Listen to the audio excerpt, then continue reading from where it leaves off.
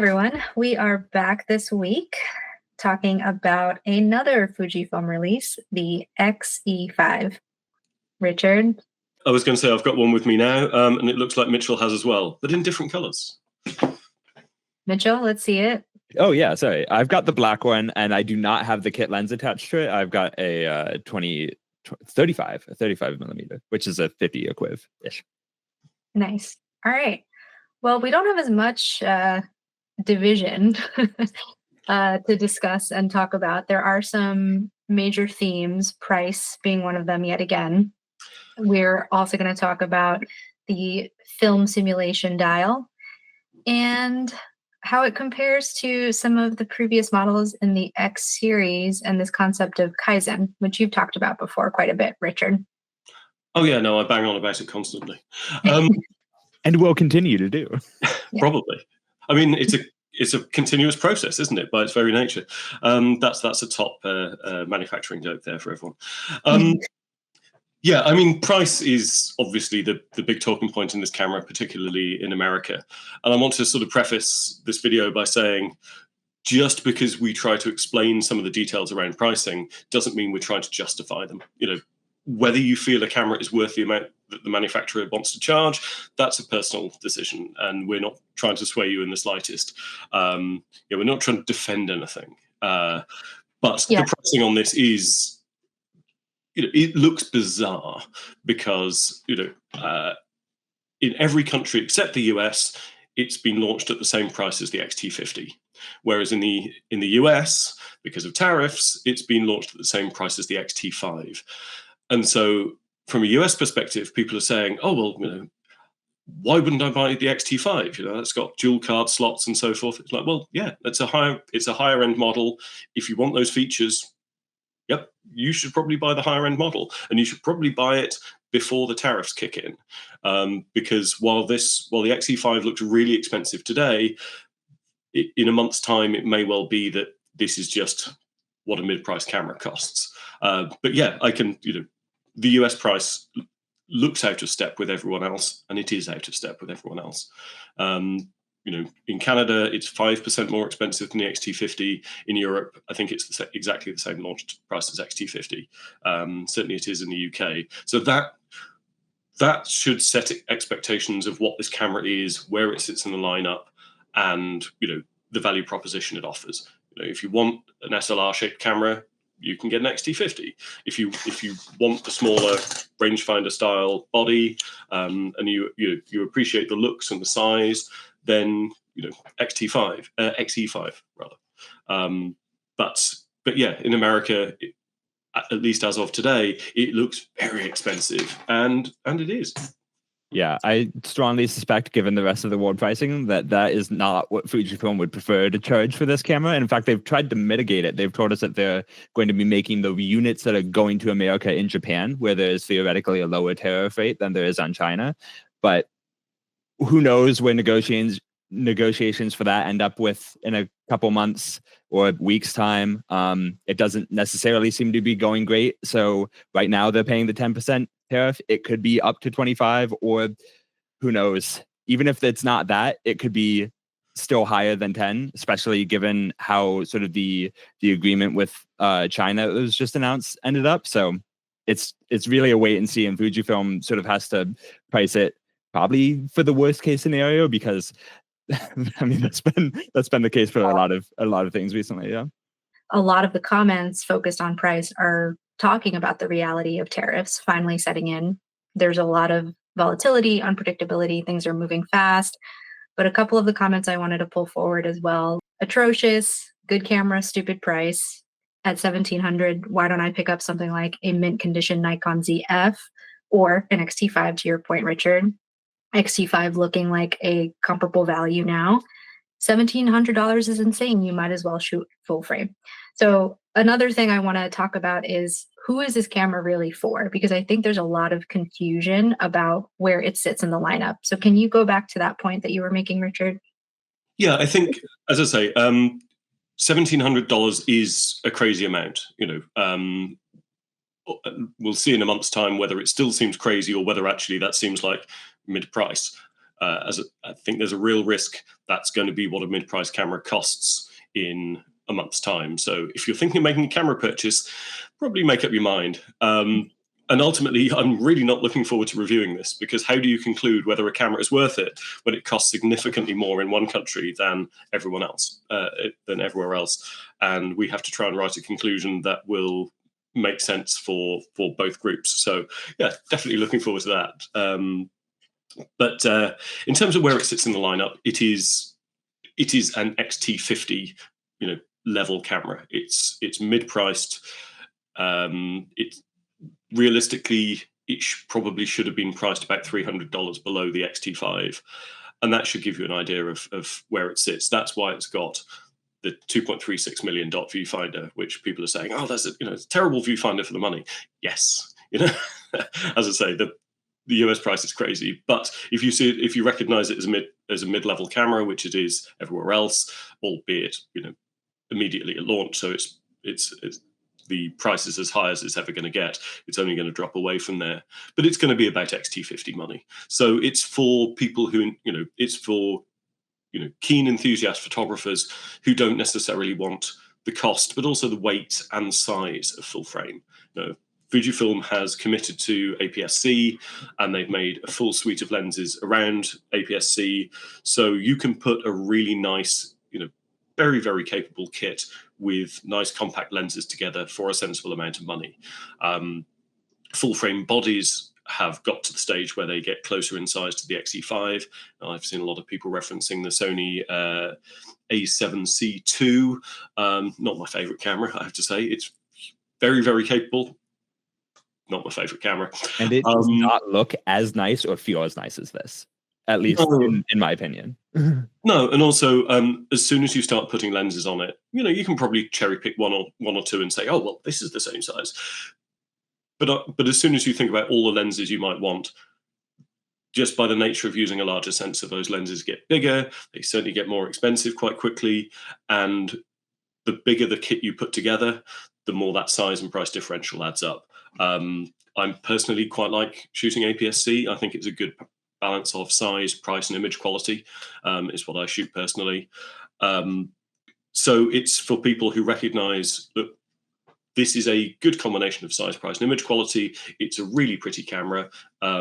It's regained a load of the direct control points that went missing on the X-E4, as Fujifilm tried to separate the XE lineup from the top-end XT lineup. But I think they've now worked out how those can sit relative to each other. They've recognized that there is an audience who want a small rangefinder-shaped camera. And, we're not saying it's a rangefinder, but a rangefinder-style camera. Some people like this format. More manufacturers used to make something like this. There used to be sort of the Panasonic GX series, which hasn't been updated in a while. There used to be the Olympus pens. So this is one of the few options remaining on the market. But as the success of the X100 has shown, there are people who want a relatively small camera that gives you plenty of hands-on control. That's what it is. That's who it's for. Mitchell, you've been shooting with it and testing out a different lens than the kit lens. Can you talk about your experience so far? Oh yeah, this is actually one of my favorite Fujifilm lenses. I always thought it was the 16mm was my favorite, but then I went back and looked at all my favorite shots that I shot with my X-T3, and it's this lens actually. And yeah, it's despite this is an f2 prime, whereas the one that comes with it is an that you can get as a kit is an f2.8. And even with this, it's a very compact kit. I could fit this in a jacket pocket. It doesn't have that SLR hump that cameras like the X-T50 and X-T5 do. I actually wrote a piece when I was reviewing the X-T50 saying, this camera is just the right size. I never really have to think about taking it out or whether I want to carry it with me because it's just not a burden. And then Fujifilm subsequently released 2 or 3 cameras that were way smaller than it. That's even truer for. So yeah, I would never sort of consider whether I want to take this with me, because the answer is pretty much always going to be yes, except for in the rain. We'll get to that. And that's just not the case with cameras, even like the A7C II, which is, to be clear, still substantially more expensive than this, even in the US. And most full frame cameras are. There are some exceptions like the ZF or the Panasonic S9, but the lenses are going to be where you really start paying the money for those. I mean, these Nikon Z5 II, Nikon Z5 II, if we're talking about America, and Nikon and Nikon and Z, and anyway, I'll catch up sooner or later. Been here long enough. That does have the same list price as this camera, and that's a hugely capable camera. Yes. I've been really enjoying the Z5 II. If you're after, if you want that full frame image quality, if you want the DSLR style body, if you're happy with a camera that's that big and lenses that big, that's a tremendous camera. It's lovely. But here I've got the Sigma 56 1.4 mounted on it. Now that is one of my favorite portrait lenses. There's an even cheaper Viltrox 56-1.4, which is also pretty good. I think has an aperture ring, which would be nice. But that's a nice size combination, which frankly I'm not going to be able to match with the Z5 II. Actually, I think I've got it with an 85 knocking around here somewhere. But it is not so small. It's not so cute. But that said, much like the X Pro series, I very much think the X-E5 is happiest with a small prime on it. I did try the 16-55 2.8 Mark II. That's not unworkable, but it certainly means you're balancing the camera much more with your hand rather than holding it with the hand grip. And Fujifilm make a 500mm lens for the X mount. Not necessarily recommend that on the X-E5. It's a camera where you're trying to be a bit smaller, maybe a bit more discreet if you're hoping for street shooting. It's not the camera if you're going to be mounting long lenses and shooting sports, wildlife, whatever. This is not the camera for you. I'm going to say, if you have that lens and you have an X-E5, please take a picture of it mounted to it and post it on Reddit, because that would be really funny. I would actually like to see that. I'd like to see that rig in that sample gallery for sure. And like you said, Richard, the Z5 II is sort of one of the things that makes it exceptional is the fact that it is such a good value. And just realistically, most other cameras are not like that. Like that camera is the value camera, and it does that really well for what it is.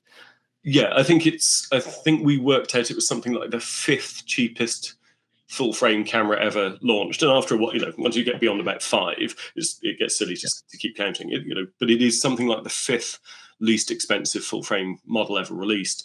But also it hasn't had many of its corners cut. It doesn't suddenly use a tiny little battery. It doesn't suddenly lose, image stabilization or something. It's fully featured. It's not using an old sensor with worse video. I'm currently reviewing the Z5 II. It's really good. It has an EVF, Panasonic. Listen, that camera is meant for a certain thing that is not what the Z5 II is meant for. So it's they're two very different cameras. So, but yeah, no, we did say we wouldn't make any personal recommendations. I would make one, just because I don't think you hear this advice enough online. If you can't afford it, please don't buy it. Like if you're looking at this camera and think, wow, $1,700, like, will I be able to pay this and rent? You should not buy this camera. You should wait and save up, or buy a used X-E3 or something for cheaper. Although I'm not sure that those are cheaper, because Fujifilm cameras are like Toyotas in that they retain their value way more than you think they should. Well, that is one thing that Fujifilm has explicitly said it's trying to achieve, is that some people have taken this to mean, they're trying to restrict production. They've never quite said that. They've said they're trying to only produce the number of models that will then sell, but they have explicitly said they want the cameras to be desirable. They want people to feel a strong attachment to them, and them to retain some value. They're never going to be they're not going to be Leica, and that one day there's going to be a public auction and they're going to sell for however a number with far too many zeros on the end. But Fujifilm are trying not to just churn out lots of cheap cameras that people then leave in a drawer and that then flood eBay. And that does not mean they're that does not mean that they are an investment. Do not take that to mean that they are an investment. That's not how investing works. Mitchell is now giving us financial advice. I'm not giving you financial advice. Very specifically, not giving you financial advice. Can we talk about the fan favorite recipes making their way into the physical product with the film simulation dial? I'm curious to hear about either of your experiences with it. The fact that they are using the word recipes, which came from the community, I think is a really interesting sort of call and response situation where they noticed that the community was doing this thing and they have actively worked to make this camera, better for those people. If you're not familiar with this feature, it's that the film simulation dial has 3 different custom modes. And while you can just assign a standard film simulation to those, what you can also do is create a recipe, which are these things where Fujifilm gives you a bunch of different parameters and you can go ahead and customize those to achieve a certain look. And people online will share sort of, oh, I use I put grain up to high and use the small grains instead of the large ones, or I have this amount of color chrome, and it ends up substantially changing the look of the image. And what you can do is you can say, I want to use this simulation on this one on the other, and then a film recipe on my third one. And that lets you really easily switch between those in a way that you couldn't necessarily do on the previous Fujifilm cameras. Yeah, before it was, as you say, it's something that had come from the community, and people were using sort of custom settings to save, these chunks of settings to go along with the film simulation. But of course, that can also save some of the other camera's functions, and so it's a little bit of a workaround. So it's really interesting to see Fujifilm, clearly listening, observing how its community is using the cameras, listening to them, and then trying to tweak the features to make that way of working easier for users. And that's why I mentioned the word Kaizen earlier in the week to you, because a lot of people see it as being, providing firmware back to older models. And who knows, this feature may or may not then be extended to X-T50 and XM5. Fujifilm might think those users aren't the kind of people who use recipes. We'll see. But the original meaning of Kaizen, it's a term that comes from manufacturing, and it's an ethos of continuous improvement. It's constantly looking at your production line or your supply chains, is looking at every aspect of manufacturing and saying, okay, how could we do this better? If we move this workstation closer to where the person's operating, would that make it more comfortable, more efficient? If we substitute this part, but it's just constantly looking at what you're doing and thinking, could we do this better? And in the early days of Fujifilm, they didn't have a lot of experience of building high-end large sensor cameras, and so they were missing some features. And as they developed them, they kept trying to improve the product, and they would then supply these in firmware. We've now got to the point where all of the new cameras have all of the features built in. They are, they tend to be the best camera Fujifilm can make at that time. But the fact that they're still looking at, okay, we've got a film simulation dial on our cameras, but how are our users using them? How can we make it easier for them to do the things they're doing? For me, that absolutely, feels like Kaizen. That feels like, looking at, okay, how could it be better? Now, I suspect there are some people in the Fujifilm community going, I wish they'd apply that to autofocus. But, I have no doubt that there are plenty of engineers at Fujifilm, doing their best in terms of autofocus. And, I'm sure it'll get better in time. But unfortunately, there haven't been, this is the same generation processor and algorithms as we've seen before. We're not going to see a big leap forward with this one. But they are paying attention. They are trying to make their cameras better, and that's always nice to see. Have either of you personally created any recipes that you're fond of? And if so, have you found that easier to do on this camera than other Fujifilms that you've shot with? I've only had the camera for a couple of days. I'm shooting quite a lot of cameras and lenses at the moment, so I haven't had a chance to really dig in. But now that it's been launched and now I've got a little more time, my plan was to have a look at the community sites that share recipes, and then try setting 3 of them up on those custom positions on the dial and go out and shoot them, because people have done an awful lot of experimentation. Sorry, I'm going to go off on a massive tangent here. Panasonic has taken the route of letting you upload LUTs, and I've seen some discussion. People saying, "Oh, can you upload LUTs to this?" You can't.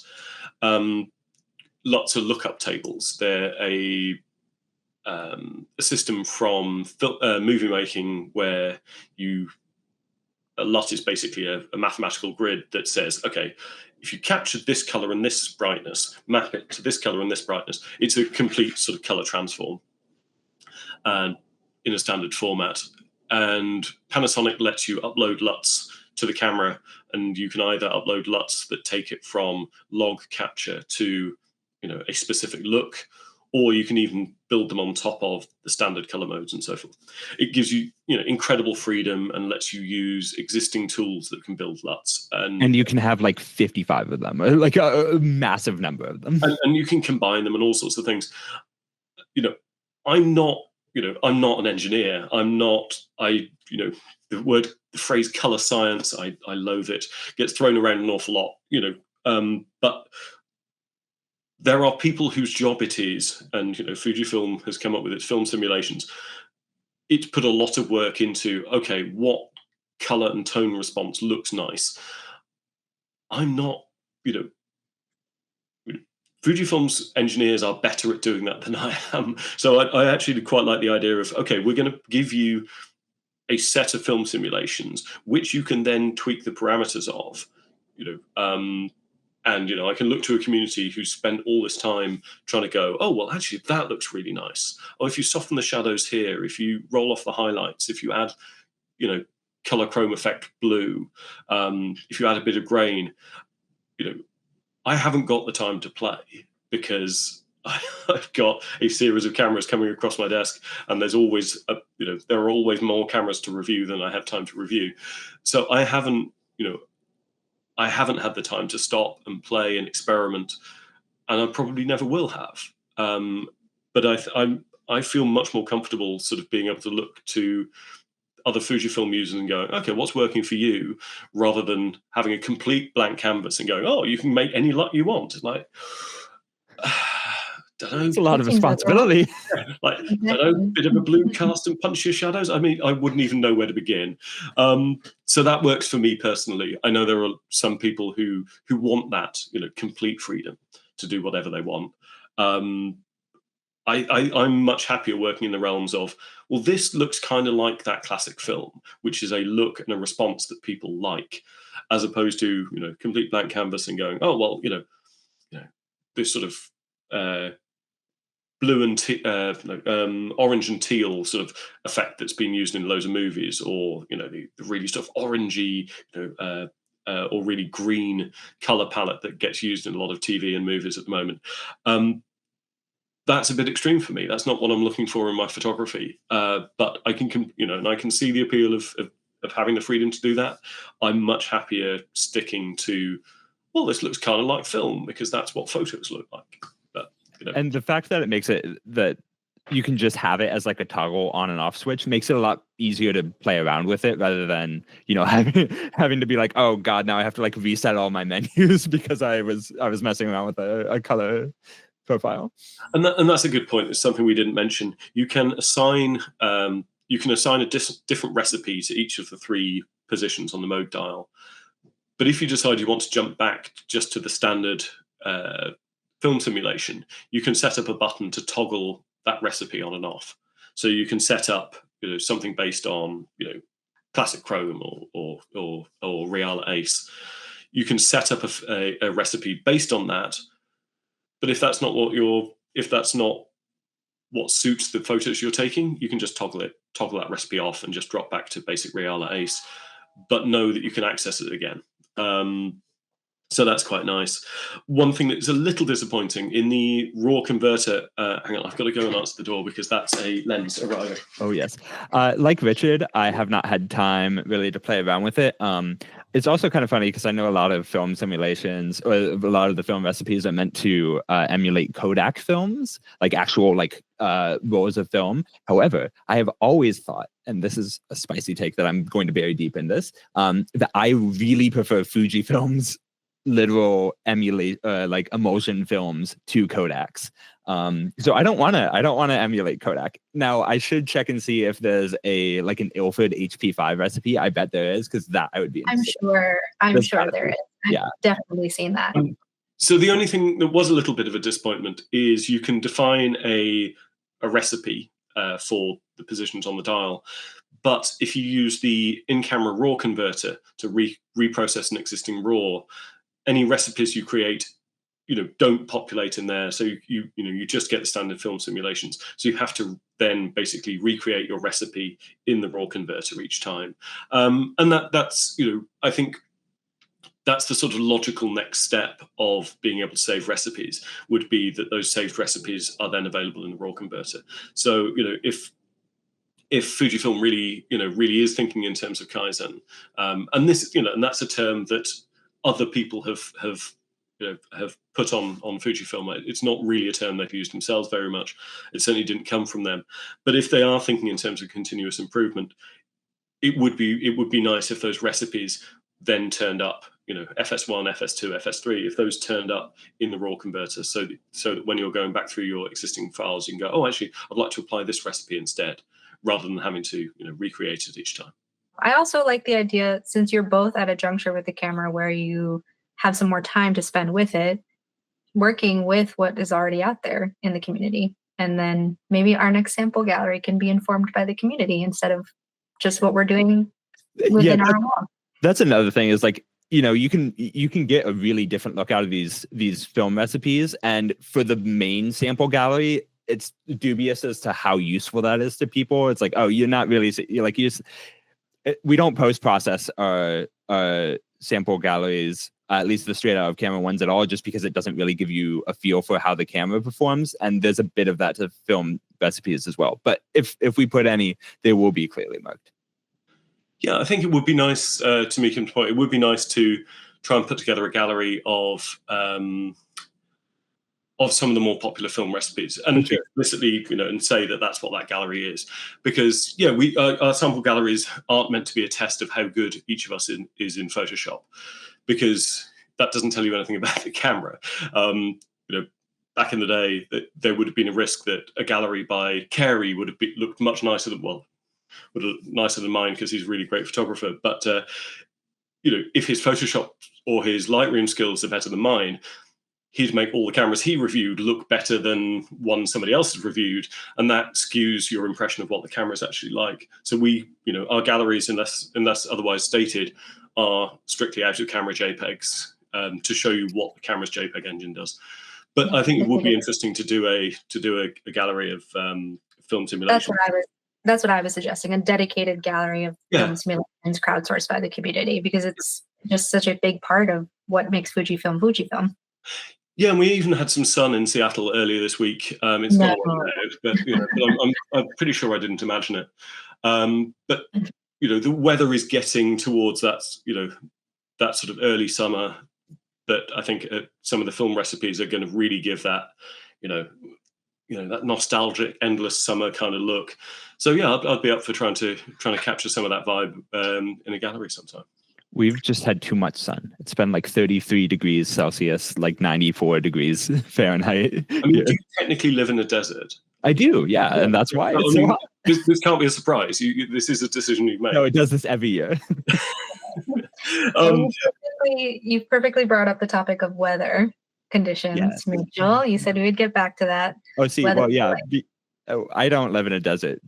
Because I live in a desert, this is not as big of a concern for me. But a lot of people have said, oh, this camera doesn't have weather sealing. Why doesn't it have weather sealing? I wish I had weather sealing, which is a fair point, because it's built as a take with you everywhere camera. And realistically, there's a lot of places where you live where you go outside and you don't know if it's going to rain for the rest of the day. And the fact that it's launching with a kit lens that is weather sealed also makes it kind of awkward. I don't really have a great answer for why it's not weather sealed. I suspect it's part of either product segmentation or just price, which again, given the price is a hard pill to swallow, but it's, yeah, I think it's probably just another thing to set it apart from the X-E5. Yeah, I mean, it's, as I say, it's, if you see it as an X-T50 level camera, most cameras at around that level tend not to have weather sealing, and you pay a bit more and you get better weather sealing the more you spend.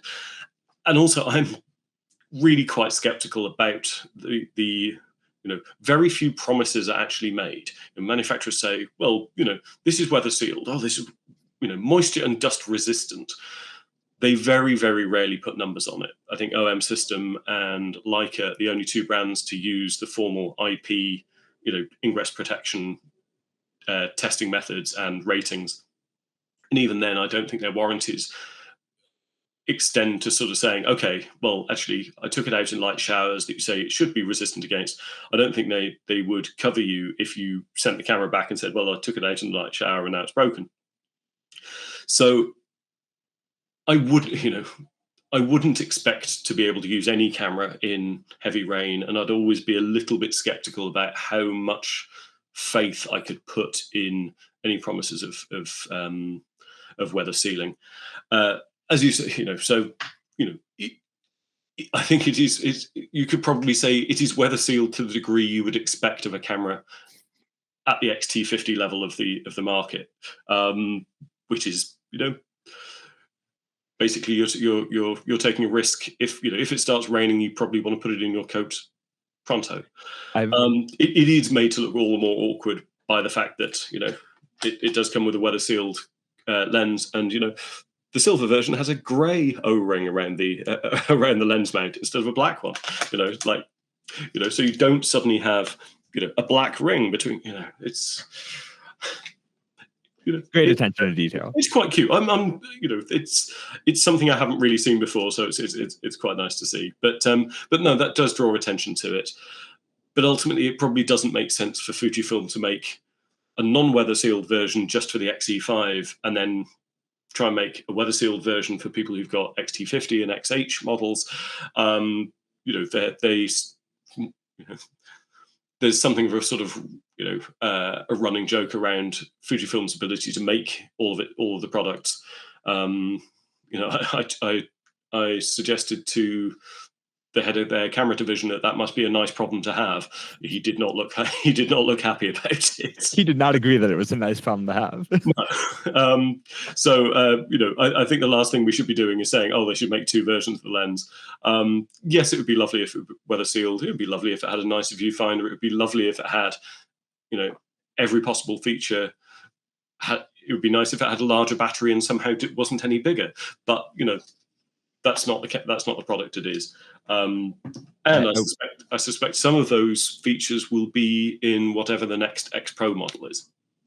I will say I've seen a lot of pro photographers with like an R1 class camera out in the rain, and they have that thing covered up with tons of plastic. And this is supposedly one of the most weather sealed cameras out there. So, take weather sealing for what it is. If it starts raining and you can't get immediately under shelter, it might survive. And if it doesn't, the warranty won't cover you. Same's true of your phone, by the way. Do you guys think this is going to be as difficult to get as some of the recent models? That's another big question. I mean, we simply don't know at this point. Fujifilm have said they're going to try and produce them. I think the phrase was something in accordance with demand, with forecast demand. So they say they're trying to make as many as they expect to be in demand. We'll see how well they've judged that, because they got it quite badly wrong with the X100. Noticeably, you can't buy the 23mm f2.8 separately at the moment. That's not going to arrive for everybody else until later in the year. I believe they said December, so like as late in the year as you can get. Oh wow, okay. I knew they'd said later in the year. I hadn't realised they put a date on it. And that's clearly because they don't want to be in a position where they've got lots of orders for X-E5 kits that they can't fulfil because XT and XH owners have rushed out and bought all of the 23-28s. So you can see they're making an effort to make sure that they don't get massively backlogged. But we'll see, and I mean, I suspect demand in the US isn't going to be quite as spectacular as or quite as high as it is elsewhere, because that price is high. It probably doesn't help either that that camera and that lens are pretty much the closest you can get to an X100 at this point, and that camera is apparently it does seem to still be in quite high demand. And if you can get something that gets you, I don't know, 90% of the way there, I can see that swaying a lot of people. Yeah, I agree. And I've seen some people say, well, why isn't this Pancake F2? And sort of suggesting that it's an attempt to try and protect X100 sales. I mean, it doesn't look like the X100 sales need much protecting. They seem to be doing fine. But it is worth remembering that this camera has the ability to change lenses. That gives it a lot more flexibility than the X100. It also means that you sort of to some extent buy into the X mount, whereas I know the X100 is popular with people who own other systems as a second camera, because it doesn't mean they've got a foot in two camps. It's a self-contained, it is just one thing. It has just one lens. There is a certain, I've never seen fixed lens cameras as being, it's a limitation. Oh, it's a limited version of an interchangeable lens camera. I think they're different things. But this is an interchangeable lens camera, which means there has to be a gap between the sensor and the back of the lens, because it's got a focal plane shutter. There has to be a sort of, probably 3-4 millimeter gap minimum for that shutter to operate in. That's not the case with the X100. It's got a leaf shutter built into the lens, which means that the back element of the lens can pretty much touch up against the sensor. I don't think I've seen a cut apart version of the X100 5 or 6, but I remember back the Sony RX1, which was their 35mm f2 full frame compact. The lens on that, I mean, it was about sort of 2 or 3 times deeper because it's a full frame sensor, but the back element of that pretty much physically touched the sensor. It was ridiculous how tight the tolerances were and how close everything had to fit to make it as small as it was. You simply couldn't do that with an interchangeable lens. You could undoubtedly make a 23mm f2, but it would have to be bigger. It would protrude further forwards. It would be wider. I mean, this is what Fujifilm's f2 lenses look like. They're small. They're really small compared to a lot of other lenses, but they're still, they're not a pancake. Yeah, I mean, there are various optical designs you could use. I'm sure you could make something thinner if you wanted, but yeah, to make this lens into an f2, it would be bigger. There's no avoiding it. It would also be more expensive. So, and there, as you say, there already is a 23 f2, and it's much faster at focusing than this. So, there are trade-offs to be made. I will say this lens looks really hilarious on an XH. I've been shooting this, and it's like, oh wow, the grip I think is it is ever so slightly deeper than the lens. So yeah, well, we'll see if we can get a shot with the XH with the 23 on and the XE with the 500mm. I mean, there we go. Perfect. Make perfect sense. Yes, if you have the 500mm, please send us a photo, and we'll do a side by side. All right. Well, before we head out of our conversation today, what do you have next on your docket for reviews, Richard and Mitchell? You both have a lot going on right now. Can't say. So secret. I had to run away in the middle of this video to go and answer the door because this package has arrived, and I cannot tell you what's in it, but it is something I'm very excited about. So my weekend is going to be busy, and I'm hoping the sun's going to come out. So we're not just endlessly teasing people. I am also working on a review of the GFX 100 RF, and that should be coming soon, hopefully. So yeah, I know people are. I've heard some people complain about, oh, why are you covering Fujifilm so much? And it's like, because they're releasing cameras. And I'm reviewing a camera that isn't a Fujifilm. I'm reviewing the PowerShot V1, I've got a couple of sort of last minute tweaks, and then I have to sit down and actually, it's a vlogging camera, so I have to sit down and record myself, which is not my favorite thing. But I've got to record that and cut it together this week. But that review's nearing its completion as well. We've just published the studio scene, and actually the lens is, for a 16 to 50 mil equiv lens, it's actually really, really quite good. Nice. All right. Anything else? I think that was a nice ending right there. The one thing I would say, you mentioned X Pro at one point, and whether some people have seen this, and because the X-E5 has gone back up market compared to the X-E4, the X-E4 got smaller and more stripped down, and lost one of its command dials and things. With the X-E5 stepping back more into that enthusiast space, I know some people have sort of said, oh well, with its nice aluminium top plate or aluminum for the US market, that this is maybe more of an X Pro replacement. I think there are two things I'd say to counter that. One, last time we interviewed, or one of the times we interviewed Fujifilm recently, they said they haven't given up on any of their. We explicitly asked, are we going to see an XE? Are we going to see an X Pro? And they said they hadn't given up on any of their model series. But also, one of the teasers they put out just before the X-E5 showed, emerging out of the gloom, an X100 and an X Pro, and then said, oh, we have another, there is another rangefinder style series. Well, that sort of hints to me that, well, in addition to, it would be very odd to put, an X Pro into your teaser saying, look, these are the rangefinder style cameras we make, if you've already decided you're going to give up on that series. So I think we can expect one. It'll be interesting to see whether it's with the current generation of processor and sensor, or whether they're going to wait until it's, whatever the next generation technology is. They say they don't think in terms of generations. They probably should if it's going to be a flagship model. But I don't try and make cameras. I just get to stand on the sidelines and make comments about them. They also give them numbers, which would imply generations. But just so everyone knows the state of play, the latest X Pro is the X Pro 3, which is a very controversial camera because they kind of strayed from the formula that they made with the first two.